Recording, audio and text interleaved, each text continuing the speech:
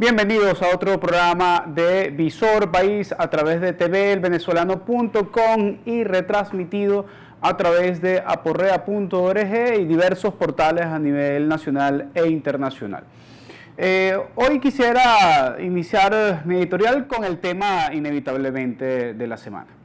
La oposición ha aceptado el 20%, el sistema del 20%, de la recolección del 20%. La MUD convoca la recolección del 20% de las firmas y, se entrampa en un sistema desconocido, en un sistema que todavía no tiene detalles bastante claros y esto viene como consecuencia del hecho de la aceptación también de la forma de recolección del 1%.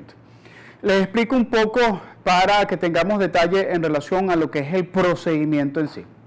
Recuerden que para que nosotros lleguemos a la fase de lo que es el referéndum revocatorio, o sea, que usted pueda ir a votar por salir o no del gobierno del presidente Maduro, o evaluar el gobierno, en todo caso, depende del año en que se aplique, evaluar al presidente, tenemos entonces que pasar por diversas etapas. La primera etapa ha sido una etapa de convocatoria por parte de la organización que aspira a convocar el referéndum revocatorio. Debe ser validada. Esta se validó con la recolección de un 1% de las firmas. Ese 1% de las firmas se hizo a nivel de estados. O sea, cuando aún a pesar de que desde un principio el proceso convocado es un proceso referendario de un mandatario a nivel nacional, o sea, del presidente de la República, cuyo circuito es todo el territorio del país. A diferencia de un diputado que tiene una circunscripción, o de un alcalde que tiene un municipio, o de un gobernador que tiene un estado, el presidente, su circunscripción, su ámbito de acción es todo el país, todos los estados, todos los municipios, todas las parroquias. Bueno, el artículo 72 de la Constitución habla que el referéndum revocatorio debe ser aplicado de manera precisa y exacta sobre la circunscripción correspondiente al mandatario que se desea revocar.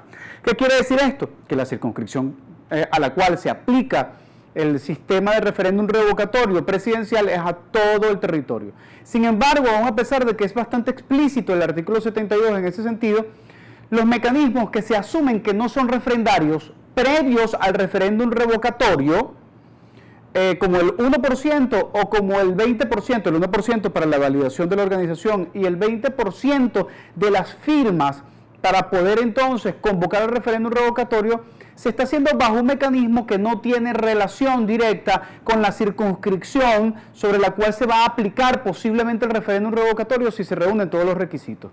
Esto por supuesto que es totalmente anticonstitucional. Esto es una cosa que es absolutamente desproporcionada desde el punto de vista de la técnica electoral y de la lógica electoral. Solamente responde al interés del sistema electoral en relación con la confrontación polarizada, en donde quien tiene más poder trata de colocar las trabas al otro que tiene más poder en ese sentido. Entonces, se priva la lógica de que quien está en el gobierno no va a dejarle fácil al otro que lo saque del gobierno. Aquí el problema no es un problema de justicia, aquí el problema no es un problema de valoración exacta y correcta de la posibilidad del derecho de la gente. Fíjense que aquí lo que se debate es quién tiene más poder de aplicar el derecho, si la Mesa de la Unidad Democrática o si el PSUV y el gobierno. Aquí se olvidan de la gente. O sea, aquí el problema no es velar por el derecho de la gente que tiene la posibilidad, porque así está establecida en la Constitución, de poder aplicar un referéndum revocatorio. Esa lógica se perdió, se difuminó, ni siquiera discursivamente está. Por lo menos el presidente Chávez conservaba las formas y discursivamente siempre la incorporaba, o su lógica era en torno a la gente.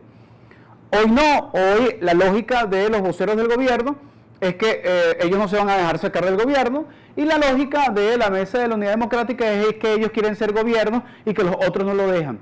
Pero no hay ni siquiera una retórica que permita justificar ninguna de las acciones en función de la mayoría de la gente.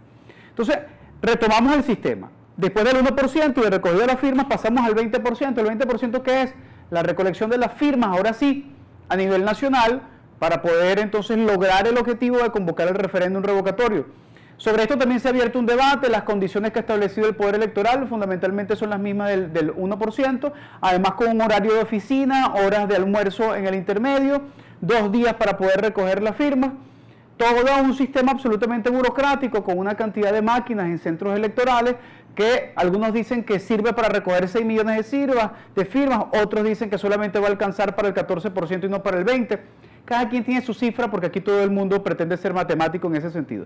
La realidad es que el sistema como está concebido busca efectivamente atentar en la posibilidad de que haya una expresión masiva indiferentemente de la cantidad de personas que quieran expresar su postura en relación con la solicitud del referéndum revocatorio. Desde el punto de vista técnico se justifica que lo que se busca es recoger el 20%, no puede ser un adelanto del referéndum revocatorio, porque las firmas no son expresión del voto, sino del deseo de poder votar, y cada quien utiliza sus mecanismos leguleyos aparentemente constitucionales para generar una interpretación de toda esta jerga técnica que al final lo que deriva nuevamente es en atentar en contra del derecho de la gente. En todo caso, la mesa de la Unidad Democrática se volvió a entrampar. Recordemos rápidamente, el recorrido hacia la convocatoria del referéndum revocatorio ha vivido etapas de retraso, de intencionalidad de diversos actores dentro de la mesa de la Unidad Democrática de evitar que sea el referéndum revocatorio el camino. Recordemos a Ramos Alup en julio, por ejemplo, en junio, diciendo que bueno, que el referéndum podría ser para el 2017, que no hay ningún problema. Pero también el mismo Ramos Alup en los primeros meses diciendo que debía ser una enmienda, que debía ser la nacionalidad del presidente, que debía ser un proceso constituyente, cualquier cosa y el referéndum revocatorio.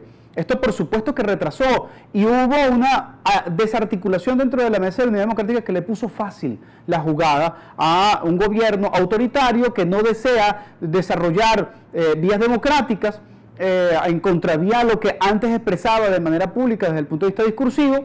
Y bueno, y todo esto ha traído como consecuencia que hoy estemos al borderline de la posibilidad de que efectivamente sea en el 2016. De hecho, ya se dijo que no podía ser en el 2016.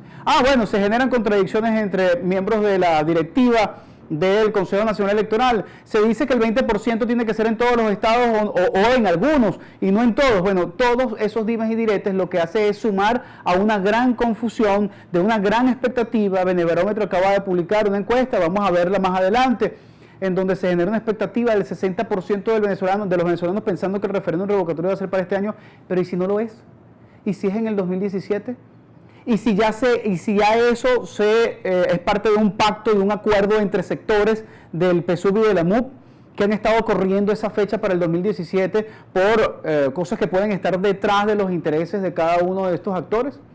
Y mientras tanto, Maduro se reúne con John Kerry en Bogotá.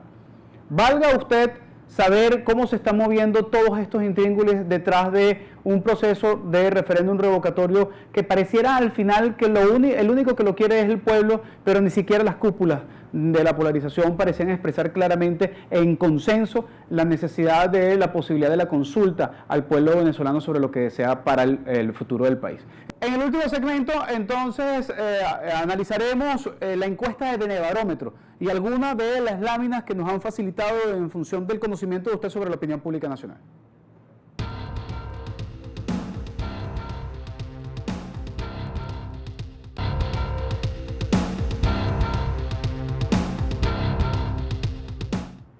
Y mientras la MUD y el PSUV siguen peleando por ese perol vacío, prácticamente que es el poder hoy en Venezuela, quien termina pagando los platos rotos de manera permanente es el pueblo venezolano. Vamos a ver lo que nos dice el Nacional sobre una información reciente de El Sendas.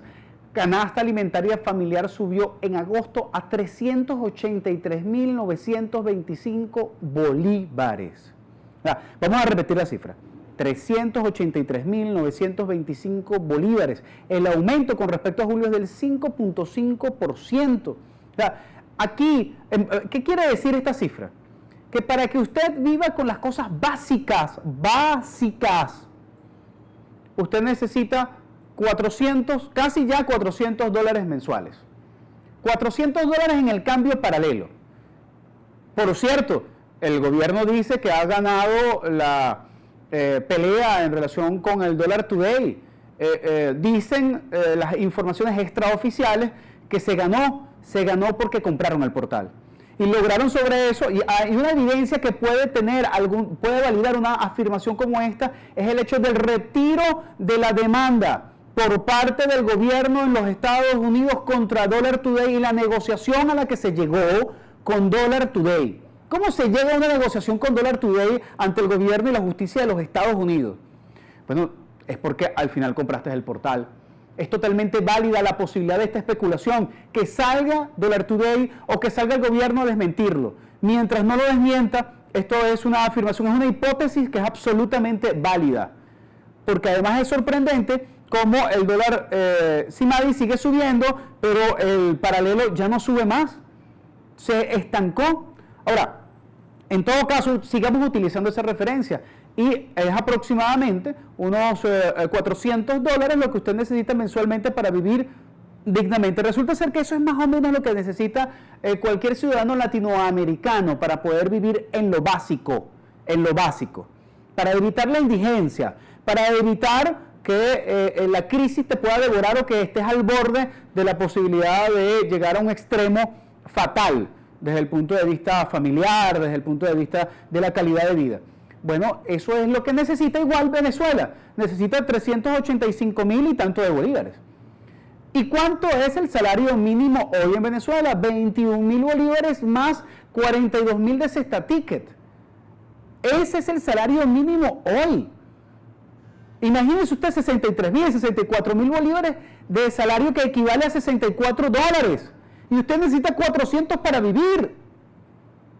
Para vivir básico. Entonces, ahí está el problema. Mientras la MUD y el PSUV siguen debatiendo sobre el referéndum revocatorio, cosa que es un derecho y que está bien que se debata, los venezolanos nos seguimos hundiendo en la miseria porque al final han logrado depauperar. Cual gobierno neoliberal, el gobierno de Maduro, nos arrebató la dignidad a través del salario. Y eso hay que denunciarlo permanentemente. Vamos, y además nos han arrebatado otras cosas. Vamos a ver la siguiente información. La siguiente información la tomamos de Efecto Cocuyo. Tío y sobrino firmaron contratos millonarios con el gobierno para explotar arco minero. Estos señores son de apellido Oliveros Alcalá. Y resulta ser que tienen dos empresas, la Faos Corp y la Ecomine, que son dos empresas que apenas lo que tiene, lo que pudo detectar la investigación de Efecto Cocuyo son unas páginas web con unos correos electrónicos. La oficina además es una oficinita que tiene una reja que no tiene ni siquiera identificación de la empresa, y estos son los que van a extraer el coltán en Venezuela. Estos son los que formalmente, las empresas nacionales que tienen el derecho de extraer el coltán en nuestro país, junto con otras transnacionales. Las transnacionales son corporaciones que tienen grandes infraestructuras, que usted los puede meter en Google y puede averiguar absolutamente todos los datos de estas empresas. Por supuesto, además le puede ver el expediente de destrucción ecológica que han generado en el mundo, pero a estas ni siquiera le puedes averiguar muy bien la dirección o en dónde funcionan. Y además se le dio la concesión a dos empresas de una tía y un sobrino. Excelente trabajo de Efecto Cocuyo en relación con la denuncia de la corrupción, que debemos aplaudir, que debemos apoyar. Este trabajo fue hecho por Juliet Pineda Sleinan.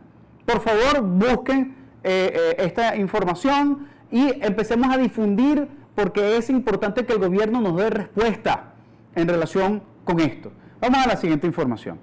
Y la siguiente información la esperamos en pantalla. Y la vamos a tomar de también Efecto Cocuyo, y Efecto Cocuyo nos dice, no, en verdad esta información es del cambur.com.be es una reseña de encuesta, que es la encuesta Gallup 2016. 61% de venezolanos está en dificultades en la vida y solo 18% piensa que mejoran. Esta reseña la hace entonces el cambur.com.be. Lo que hace, este es el mismo estudio que el gobierno aplaudía hace unos 6 o 7 años, que decía que Venezuela es uno de los países más felices del mundo. Bueno, que el 62% decía que la gente es muy feliz. Bueno, hoy apenas nada más menos del 30% en esta misma encuesta dice que es muy feliz. Y además Hay un estado de desesperación de la población y de derrota absoluta de más del 10% según la empresa Gallup. Esperemos entonces que el gobierno, así como aplaudía a esta encuestadora en el momento en que decía que Venezuela es el país más feliz del mundo, hoy también le presta atención cuando muestra la desesperanza y cuando muestra esa afección tan grande que se siente en relación con el destino y el futuro del país. Vamos a la siguiente información. La siguiente información entonces, y con esta cerramos, la tomamos de El Nacional. El Nacional reseña declaraciones de Jesús Farías, economía de Venezuela comienza a recuperarse. Ustedes dirán, hemos tenido ya varios programas dedicándole algunas declaraciones de Jesús Farías y en verdad que no hay absolutamente ningún tipo de reseña personal en relación con sus declaraciones, pero el hombre está dando materiales verdaderamente para generar profunda polémica. Pareciera que Jesús Farías le está haciendo el favor a la Mesa de la Unidad Democrática de hacer declaraciones nefastas para deteriorar aún más al gobierno del presidente Maduro.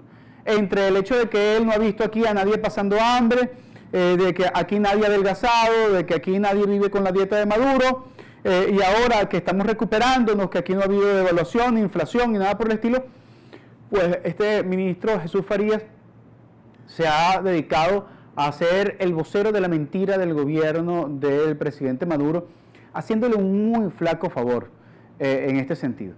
Es imposible percibir, si usted no lo percibe, seguramente usted sí lo percibe, Jesús Farías, usted desde que es ministro ha mejorado su calidad de vida, pero usted no puede juzgar solamente por usted, porque el país entero hoy está sufriendo la depauperación que hemos demostrado en la primera información en relación con el hecho de la calidad del salario mínimo y por la segunda información por la grave situación de corrupción que vive el país. En el próximo segmento vamos a compartir con ustedes 4 láminas de la encuesta de Benebarómetro que nos han hecho llegar para poder analizar con ustedes los resultados de ese análisis de opinión tan interesante.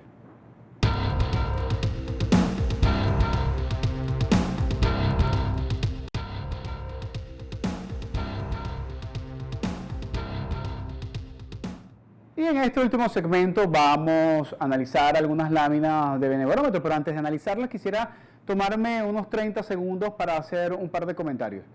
Se ha desatado una campaña fuerte a través de medios y redes sociales, de cuentas robot y de hackers y de programas de televisión, venezolana de televisión, tratando de desprestigiar mi trayectoria política y mi trayectoria profesional. Solamente no voy a dar respuesta en detalle a ello, solamente voy a aclarar lo siguiente. Yo soy politólogo, magíster en psicología social, tengo una consultora. Esta consultora hace trabajos, yo vivo de mi trabajo y es muy difícil que algún otro político pueda decir de qué vive. Yo, politólogo y además político, puedo demostrar sin ningún tipo de problema de qué vivo. Yo pago impuestos, además, y estoy absolutamente abierto a cualquier tipo de investigación que se haga en ese sentido. Toda la información que ha estado rodando por las redes es producto, entre otras cosas, del hackeo de las cuentas a otras personas y del hackeo y la impunidad a mi cuenta hace algunos años, a mi cuenta de correo electrónico. En ese sentido, sería mejor para aquellos que hacen notas de segunda mano que me preguntaran a mí y que revisen públicamente en dónde he trabajado y qué trabajos hago y cómo obtengo yo el financiamiento de las cosas que desarrollo desde la consultora. Solamente para dejar claro que no pierdan el tiempo y no utilicen caliches para tratar de distraer la opinión pública. Vamos ahora con Benebarómetro. Y tenemos una primera tabla de encuesta acá. Benebarómetro es un estudio que se hace a través de Croes, Gutiérrez y Asociados. Es un campo que se levanta a través de IBAT, que es de Seijas, una de las encuestadoras más reconocidas del país. Yo le tengo algunas observaciones metodológicas al sistema de análisis de los datos, pero no deja de ser interesante el hecho del planteamiento de los datos que se reflejan, porque ellos han estado muy próximos a la realidad, por lo menos en el área electoral. El 6 de diciembre fue una de las encuestadoras que dio casi exactamente la cantidad de diputados que iba a obtener la oposición, y hoy están diciendo, en esa lámina que estamos viendo, que la evaluación negativa del presidente Maduro está en 76.3%, mientras que la evaluación positiva está en 22.10%. Podemos ver la trayectoria, es importante. Desde marzo del 2016, en donde el gobierno estaba con una evaluación positiva del 54.4%, desde ahí en adelante no ha podido subir en ningún momento más, quizás para mayo del 2013, las elecciones locales logró repuntar, pero nunca llegó al tope con el cual inició o arrancó el presidente Maduro, que fue de 54.4%, y hoy vemos como más de 22% de la gente se ha desplazado totalmente de un lado hacia el otro ha caído en barrena la evaluación del gobierno de Maduro. Esto da respuesta lógica a por qué el gobierno no quiere un referéndum revocatorio. El problema no es que no lo quiera, es lógico que no lo quiera, porque lo va a perder. El problema es que utilice las herramientas, la Constitución, los poderes para poder evitar un derecho que tiene la gente en este sentido. Vamos a la siguiente lámina. La siguiente lámina, el que hemos tomado de Benebarómetro, sobre autodefinición política. Aquí yo tengo un pequeño cuestionamiento metodológico. A ellos, a la gente que se ha definido chavista, le han preguntado, soy chavista y apoyo a Maduro 67.6%. Soy chavista pero no estoy de acuerdo con Maduro 26.7%. Eso desde el punto de vista de la muestra es correcto.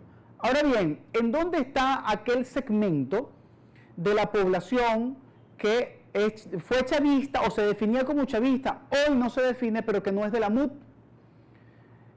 Pero que cuando tú le preguntas si es de oposición, la gente dice es de oposición, porque todos los que son de oposición no son de la mesa de la Unidad Democrática. Esa es la única manera en que han logrado votar y ganar en las elecciones del 6 de diciembre. Hay un segmento, entonces, que incluso de gente que es chavista, aunque ya no lo dice, ya no lo expresa en encuestas como de este tipo, que todavía se mantiene dentro del sector de la izquierda, no ve a la mesa de la Unidad Democrática como opción, que se movilizó el 1 de septiembre a la marcha porque sintió que la convocatoria era mucho más amplia que la dirigencia de la MUD, pero que el 14 de septiembre, el 14 de ese mismo mes, decidió no moverse porque no se sintió convocado nuevamente por la conducción o por el sector de oposición de la mesa de la Unidad Democrática que estaba convocando a protestar en contra de Maduro.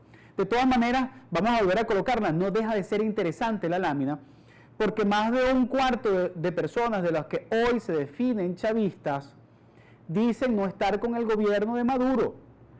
Y tomemos en cuenta que hoy cada vez menos son los que se definen chavistas. O sea, de 1.200 encuestas, apenas 330 personas se definieron chavistas. Menos de un tercio de los encuestados se definieron chavistas. Pero sabemos que el chavismo va mucho más allá de eso. Lo sabemos, ¿no? Si la oposición no lo sabe, que se entere, porque estaría cometiendo un error metodológico terrible. Vamos a la siguiente lámina. La siguiente lámina nos dice que sobre el legado de Hugo Chávez Frías, aquí sí sobre todos, fíjense, sobre todos los encuestados, la gente dice, Nicolás Maduro ha destruido el legado del presidente Chávez 64.4%. O sea, aquí todo el país sabe, casi 2/3 del país sabe, que Maduro ha vuelto trizas lo bueno, o lo más o menos bueno, o lo poquito bueno que pudo haber dejado Chávez. Eso está más que claro. Mientras que apenas un 23% dice que Nicolás Maduro ha defendido el legado del presidente Chávez. Bueno, ahí hay gente que incluso siendo de oposición piensa que todo lo malo que está haciendo Nicolás Maduro es parte de la defensa del gobierno del presidente Chávez. Vamos a la última lámina. Y en la última lámina vemos entonces también otro dilema, un dilema interesante para la oposición venezolana. Fecha del referéndum revocatorio. ¿Cuándo cree usted que se realice el referéndum revocatorio contra Nicolás Maduro? ¿En el 2016, el próximo año 2017 o no se llevará a cabo? La gente, el 60% de la población piensa que es este año. Y sabemos muy bien que no está en el cronograma. Que la oposición venezolana haya tomado una declaración sobre el 20% afirmando nuevamente que el referéndum revocatorio es este año y no tomar en cuenta el escenario del 2017 es respetuoso de esa gente que se está creando esa expectativa para el 2016. Solamente lo dejo, insisto, desde el punto de vista como analista de la responsabilidad de la dirigencia de la Mesa de la Unidad Democrática ante la gente. Porque, ¿qué va a pasar después con la frustración si no es en el 2016? Ojalá sea en el 2016. Pero el gobierno no va a dejar que sea en el 2016. No solamente hay que denunciar que el gobierno no lo deja, sino cuál es el plan B, ¿El plan B cuál es? Que eso explote o que se canalice a través de qué expresión. Ahí es en donde están las dudas de la conducción sobre la oposición y de la Mesa de la Unidad Democrática. Para la semana que viene, entonces, continuaremos analizando estas y otras realidades que van desbordando a nuestro pueblo en la diatriba política, económica y social. Un abrazo del tamaño de la patria grande.